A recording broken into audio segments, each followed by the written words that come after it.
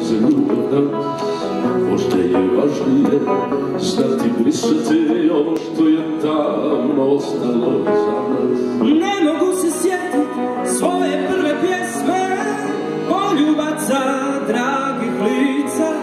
Nema ni tebe, ni starih česme, ne sjećam se mora, ne sjećam se ptica.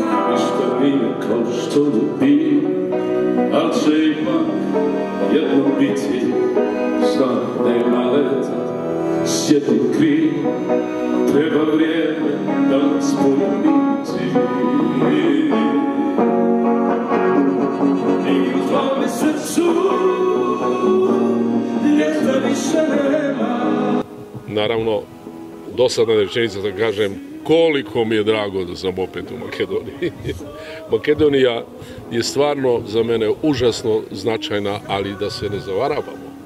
Ne zato što je meni Makedonija i makedonski film sa Milićom Mačevskim Before the Rain, pred Doždot, pomogao da napravim nekakvu, odnosno da krenem svoju karijeru ispod nule, gdje kad sam se nalazio 1993. godine u životu svom, pa do svega ovoga danas. Makedonija i prije za mene bila užasno važna, značajna i kao mlad glumac sam dolazio ovdje. Sjećam se, sa Arsenom Dedićem sam vrlo često dolazio, kao njegov gost sam uvijek bio na koncertima. Taj moj album se zove Ne okreći se sine. Po jednoj mojoj pjesmi koju sam napisao 89. godine.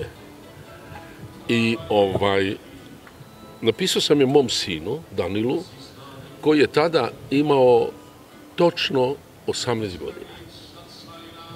I išao u vojsku odmah.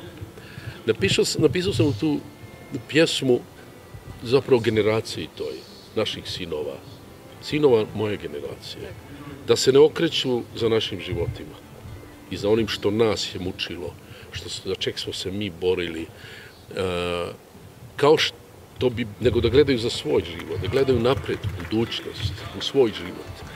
Kao što bi bilo mnogo bolje mojoj generaciji da se nije okretala za pričom svojih očeva i za ratovima. Ulicama uspomena